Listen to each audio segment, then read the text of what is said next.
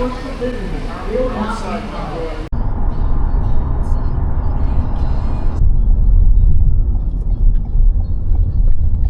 I've made it to the rendezvous point. Brad left Wisconsin this morning, and he's not very far away. We're just off of 77 and 80, and sure was fun taking that one-way flight up here from Tampa. So he'll be here in just a minute, and we'll get a game plan going for tomorrow.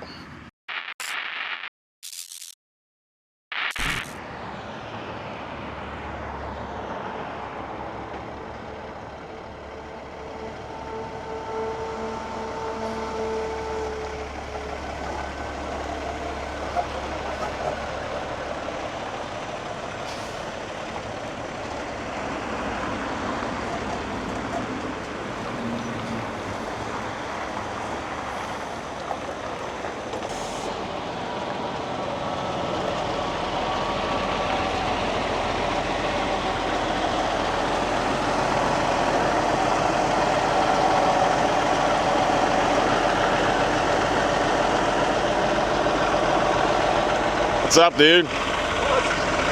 I know. I was just thinking like a second ago, how long has it been since we've seen each other? That was 8 years, I think, right? Yeah. Well, at least 7 years. Last night I was looking at that, or 2 days ago I was looking at that video that we did, and let me turn this thing around, and it said it's been 7 years.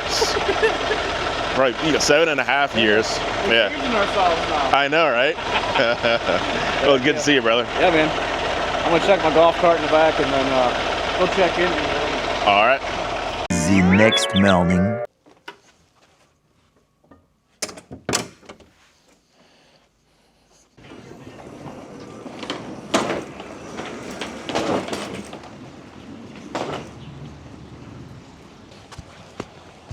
Well, good morning there, sir. How you doing? Doing all right. Yeah. I looked at the radar and it looks off and on for a little bit. Yeah.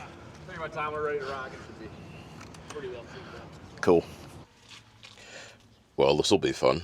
I'll be rigging up the truck for some live streams and some other recordings that we'll be doing. That bag and that bag is just 2 of 3 bags that I brought.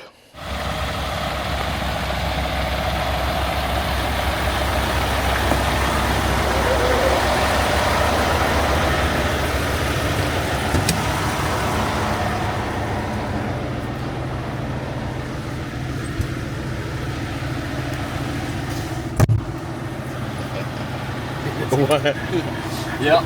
It's not done that way on purpose, is it? No. Every Peterbilt I've ever been in or driven, the passenger door does that. Oh, really? All right, sir. Well, this is so new to me. Like it's like a new experience. It's like being a kid going on your first road trip. You know?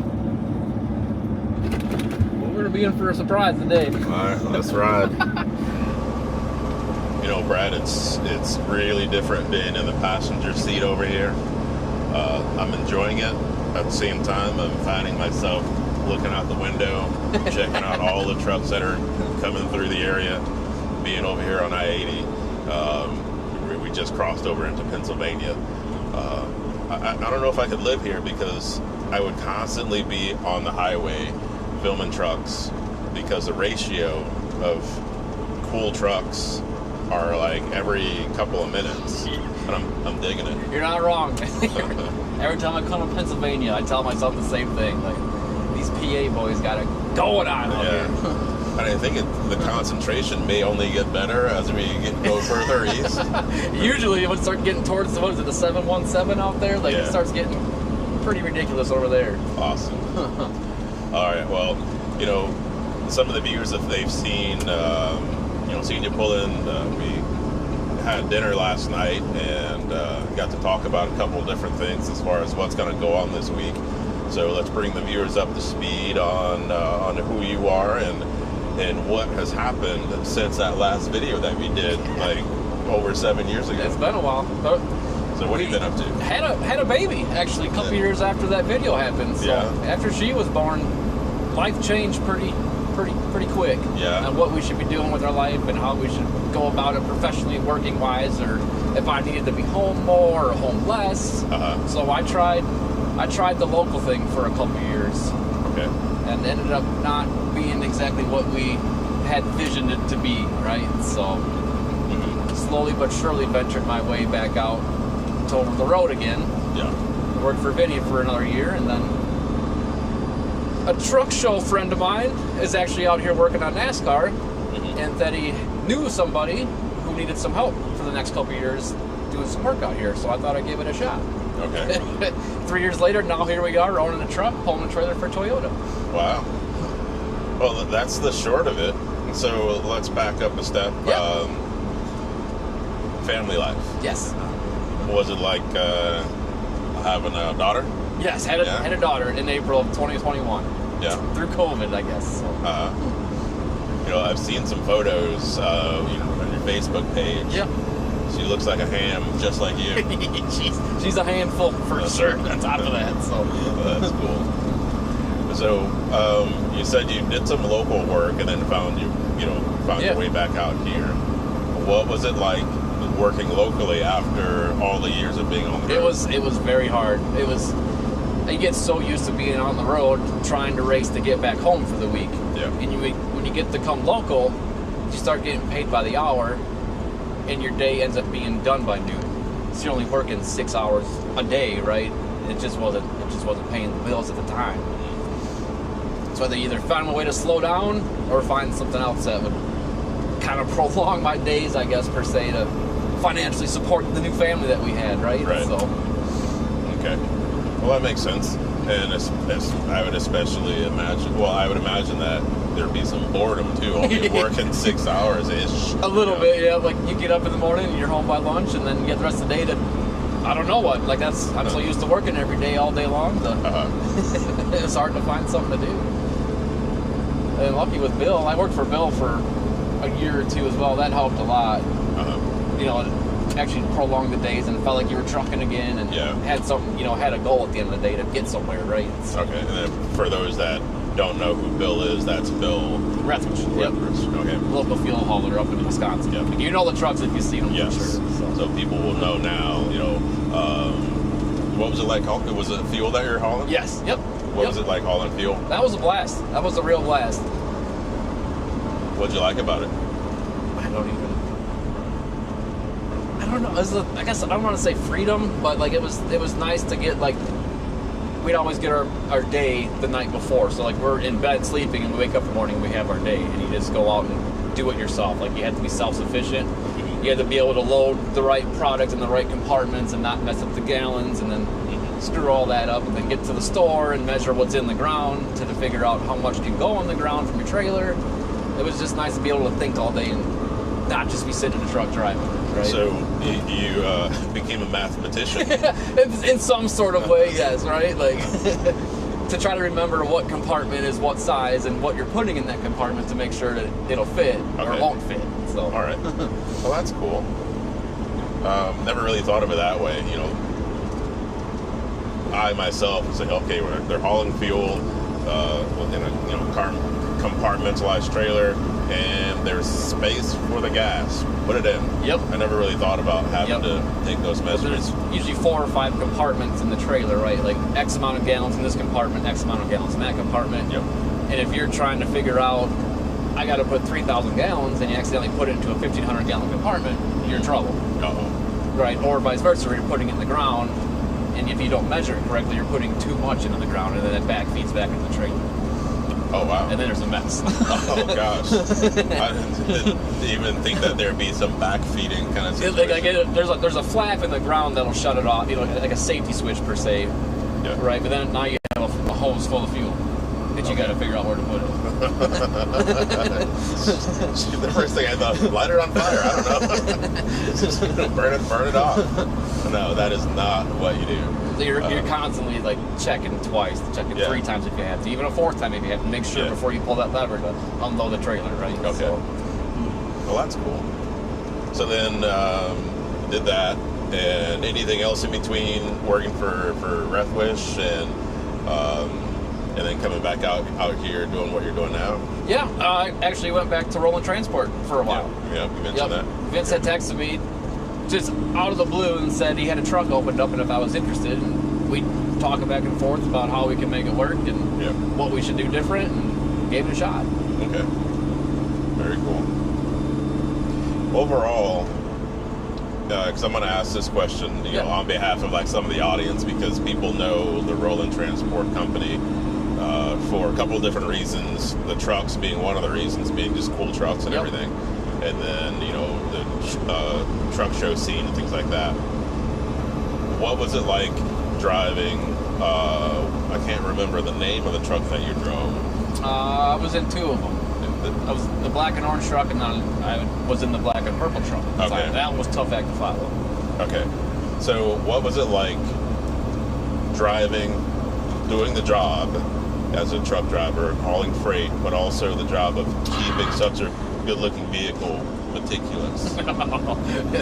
It was a lot, but it was well worth it. Like it was nice at the end of the day after washing it, look back and like knowing that you were trusted to drive a piece of equipment like this down the road. Yeah. Like that says a lot about, you know, somebody, right? Mm-hmm. So it definitely helps the job of being out here on the road a lot less, I don't know, hateful, I guess, or however you want to word it when you're in something as cool as that. Oh, you mean like you don't have any resentment for... This job is a lot more fun when you're in something badass, right? Yeah. Like, what was it like going down the road and going in and out of different places and fuel stops? You know, driving a truck. It was a handful for sure, because you're always constantly worried about dragging a fuel tank or bending a bumper or something cosmetic damage wise, you know, for someone to see on the road. You know, to give you some flack over it, right? So And then on the upside, what was it like in terms of like conversations with people? Like, I don't want to say, is it proud? Like, you're proud to be in it, right? So, like, you stand a little bit taller when you got something behind you like that, and people are constantly asking about it, or what's this, you know, why'd you guys do this? Or why'd you guys do that? Like, it was cool to converse about something totally different, per se, in a truck stop, you know, outside of the normal truck.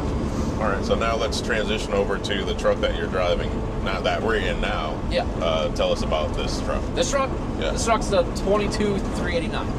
Okay. And I had bought it 2 winters ago, kind of in an emergency situation to get this dialed in for last race season. Okay. Right, so I was talking to Kyle Cousins down at Fleener Brothers. So everyone knows this is an old Fleener truck, right? Okay. So, and luckily he had one available for me to try to get. Okay. Because the original plan for all this was I was trying to get Kyle to provide a truck for me, and I would just drive for Kyle pulling the trailer, right? And he's like, man, you should just try to do it by yourself. So Kyle Cousins. Cousins, okay. Yep. So Kyle's the one, I can almost blame Kyle for me doing this now. Okay. And I thank him forever for it, right? Yeah, Like, I think he'll probably take the blame. if it wasn't for him, I probably wouldn't have even been right now. So, what are some of the other specs on this truck? It's a 565 Cummins X15, 18-speed transmission, and then 336 rears. Okay. And we're at a 295-inch wheelbase. Okay, nice. Now, is red the color that you wanted, or it just happened to be? Red, well, we got 3 colors to pick from, like our trailer being black, white, and red. And we threw it at Kyle at Fleener of what we're looking for and what he had available, and this is the first one he fired back as red. Okay. And originally, the trailer design was opposite. It was black up front, and then it went to white, and then it went to red. Okay. So luckily, you know, the graphic department was able to flip the wrap to help match the truck that I was gonna buy, essentially. Okay. To help, you know, the combination match a little better going down the road. Cool. So let's talk about the trailer. Yes. And then we'll segue into like the purpose of the trailer, but what do you got back there? As weird as it sounds, it's essentially a mobile engineering office. Okay. So it's a 2024 Featherlight trailer, 53-footer. Obviously, it's basically the shell of any race car transporter going down the road. Okay. Except we cut giant holes in the side of it and put some big slide outs in it to make it an office. Oh wow. Okay. And so, what are some of the things that happen in the office, or in the trailer? So yeah, it's like I said, it's mobile engineering. So essentially, it's for engine tuners for Toyota for the NASCAR Cup Series. Okay. So they come in the racetrack, and like we have a weather station on the roof, and we have internet, we have everything you need for a race weekend, and they will come in and write the fuel maps for the cars for the race weekend. Okay. Sounds really super technical. It definitely looks like it when you're inside when they're working, for sure. Wow. All right, and so you said it has everything. Yep. What doesn't it have? The only thing it doesn't have is a shower. Okay. It has bathroom, sinks, kitchen, full fridge, microwave/oven. We have a grill on board for cooking outside. Okay. We even have a golf cart in the back right now, so sitting in the kitchen. Yeah. So is a shower necessary or no? No, I don't think it would be. I think that's why we didn't end up putting one in the trailer, essentially, right? All right. Probably just add more weight, bulk, and stuff, or what? Yep. Yeah. Yep. That's awesome. Can't wait to have a look at how all of this literally unfolds. That's exactly what's going to happen. Yeah. And so, where are we headed to right now? We're heading to a Pocono Raceway up in Mount Pocono, Pennsylvania. Okay. And what do you know about this track in terms of your job and what you have to do there? What's that? So what do you know about this track in terms of like what you have to do there, like the layout, and what are we going to be looking at when we get there? So usually we'll always get an email week of every race, and it kind of gives us the layout of the land of what they got going on for this season, like the parking spots, where the garages are, where the helicopter pads may be, or where credentials are, or everything. We get like a full CAD drawing of the racetrack to show where we are supposed to park for the weekend. Okay. So when we get on site, we get with the people on the ground and kind of point us in the right direction to get to where we need to get to. Okay. Interesting. Okay, and so much, I'm taking all this in, and even yesterday or last night, you spoke about some things, and for the people that are watching me on camera, I'm toggling back and forth, showing like this truck that we're passing now. It's a pretty cool looking truck. I'm taking all of this in, and talk about bewilderment. I mean, it seems so amazing and awesome and everything else, so I can't wait to see how everything comes together, because it seems like it comes together so fast. It does. It does every week. Like, we usually get to the track on Tuesday. We're set up by Tuesday night, and then Wednesday we come back in and get everything cleaned up, and then Thursday we're shopping to restock for the trailer. Okay. And then come Friday, it's work. Yeah. Right. It's I don't want to say it's nonstop, but we're definitely busy. Yeah. Every single day of the week. So you say it's Friday, it's work. So what does that look like? So Friday is usually when all the teams will arrive to the racetrack. Like we may have practice on Friday. Usually we always have technical inspections on Friday, which we had, the guys have to be here for to make sure that all goes through smoothly. Okay. But if something would have to change on the car, they'd like to be there for it, to oversee it per se. All right. And then we jump into practice for Friday to kind of get dialed in for qualifying in the race on Sunday. So Brad, last night we joined a gentleman and his wife for dinner, and that's the gentleman that's driving the truck behind us. Do you guys normally travel together? So Ray and I will usually try to I don't want to say run together, but try to stay close. So if one of us has a problem, the other one's relatively close by to help out if they could. Okay. Well, it just seems like a good safety practice. Yeah. So how we normally do it is, like, even with Chevrolet, like, with Mike, he's usually pretty close by too. Like, Mike will always leave first at the end of a race, so he'll always get out ahead of us, and then Ray and I will always be a couple hours behind Mike. Okay. So if Mike does have a problem that we could help out with, like, at least he knows, like, we'll be there in a couple hours. Okay. And then Ray will usually more or less be the last one coming in, and then he'll cover what I got going on, right? So, or it switches, where I'll be behind Ray will leave first, and then I'll bring up the rear, right? So. Okay. Now, do those guys have the same type of trailer setup? So Ford, Chevy, and Toyota all have engineering trailers. They're all a little different inside. They're all a little set up differently, but at the end of the day, it's the same They're doing the same job. Okay. Like the whole industry will all be on I-80 going to the same place, right? It just depends on where you are in the row or who you're running with or who your buddies are, or this or that. So the manufacturers, the three of us, we just like to stick together. Okay. Because we always park together. We always, same thing, just different shirt. Okay. But do you ever find yourself running with any of the car haulers? Not typically, because we are always parked well before they even have to leave the race shops to get to the racetrack. Okay, that makes sense. Once in a while, we'll run out of the racetrack together on Sunday, post-race. If timing works out, we'll ride back together somewhere, but the teams are always going back to the race shops 9 times out of 10, where the three of us, we're going to the next racetrack. Okay. We don't have to go back to Charlotte. Okay, makes sense.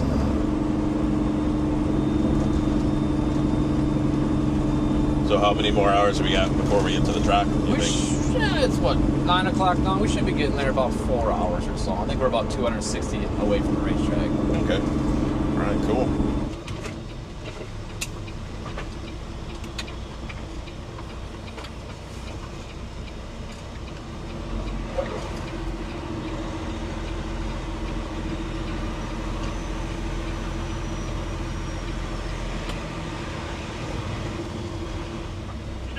Oh yeah. All right, you're good. Ford's right behind me too. So. Ford is? Yep. All right.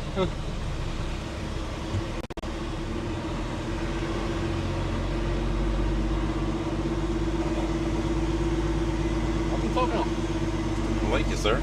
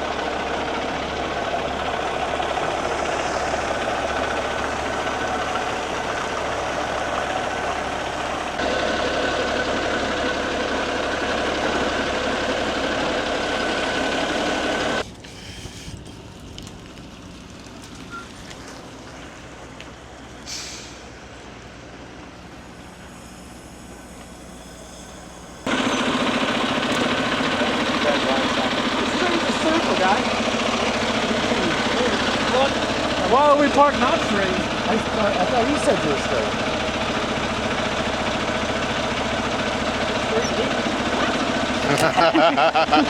How do you want...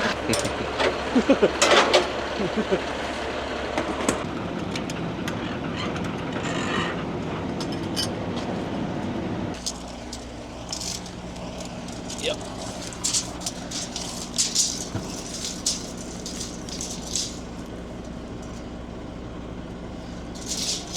Good. So what number are you looking for? I'm looking for 120 inches. Yeah. Because from when the slide comes out and the platform and all the stairs, it'll come out to that. Okay.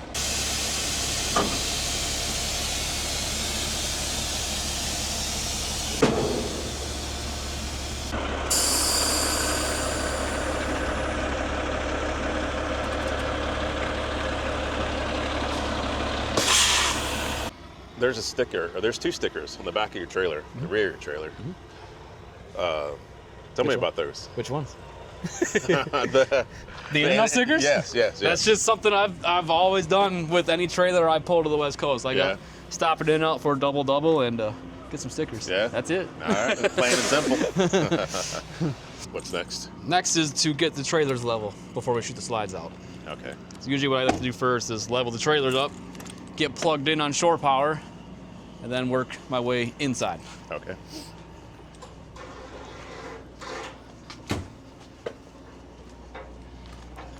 So with those bubbles that are on the trailer, Those are, yeah. I you don't, go by those 100%, or you no, got I go another off. system? Oh, the real deal. Yeah. So I mean, these trailers have like auto leveling systems on it. Mike uses his every time he goes, sets up. Right. I don't, because the trailer itself wants to lower itself down to get level. Okay. And the way our stairs are built, it has to be higher up Got it. to work.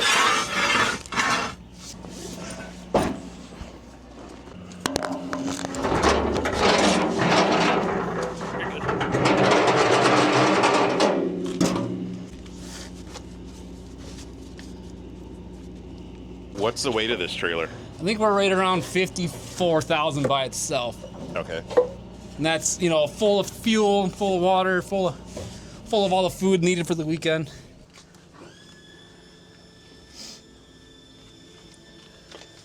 This is a standard like RV leveling system that you see on most RVs.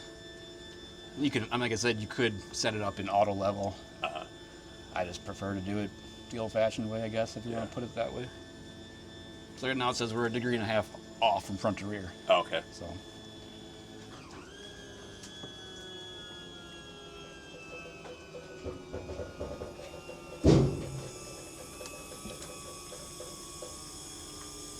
I'll try to get it close now, and then kind of tweak the little stuff after, right? So, but now we're pretty close right now, right? Yeah. So.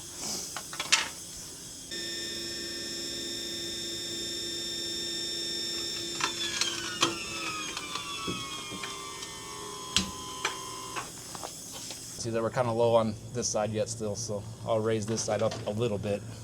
So to my hat, I'd be like, "Yep, we're good," Yep. but you're like looking for like fine. Because when it rains, all the water will go to one side of the roof or not, or it'll sit on the top of the slide. Okay.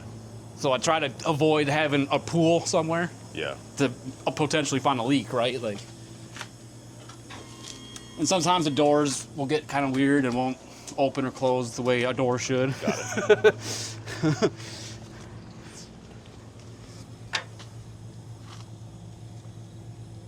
now we're pretty close. I'll throw power to it. Make sure that's all good.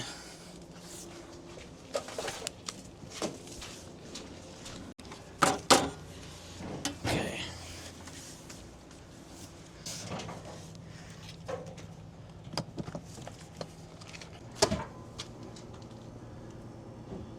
That'll kick on, and then the inverter will kick on, and then I think we're good. If we get a green light up top, we got power.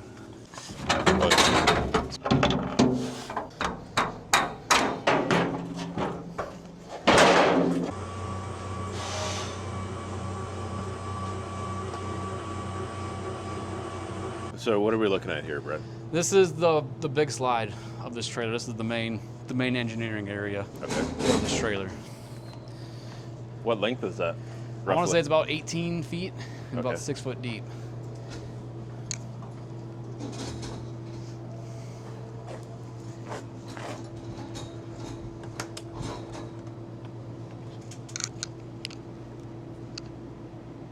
It is huge. Do what? It is huge. Dude, it's monster.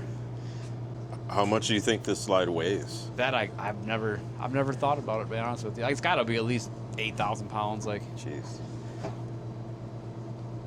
But as you see the slide come out, you'll see like all the subframe in the floor and everything. Like it's Massive. It's beefy. It just runs on a big electric motor, and it's got 2 wheels on the inside of the slide, I guess, and it rides on that track, and it runs out to a trigger down here.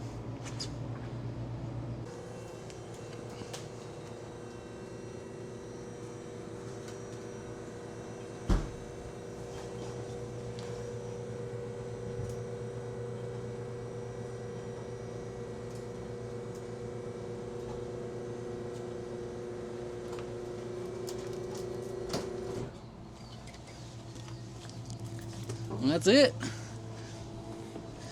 It's pretty freaking cool. What were you saying about this platform? This platform is the start of the way to the roof.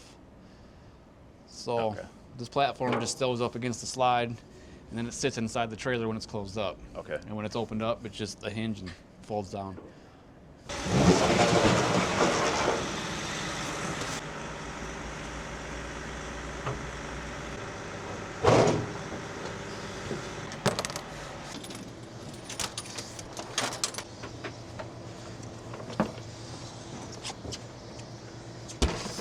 So is this deck used often during the races? It gets set up every week because we will mount a radio antenna on this railing. Okay. That's wired in behind that black box right there. Okay. So it's more for a need to fasten something than just for someone to be up here for. Got it.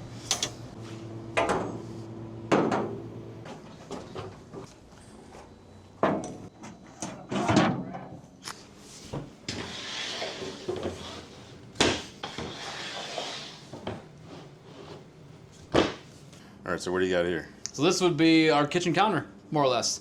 So when we're in transport, we have to fold the counter inwards to make sure the golf cart would fit. Right. So the golf cart fits exactly in where these J tracks are, and that's every 4 wheels, so it has to fit in this way. So when we get parked, we're able to pull these slides out and like fold the counter over, and it sits over and presents a full depth counter as a kitchen, right? So it's not too bad. Not too bad. Kitchen counter. This is freaking amazing.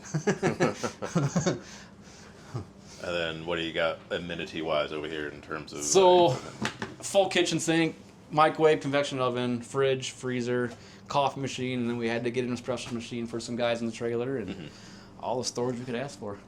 That's awesome.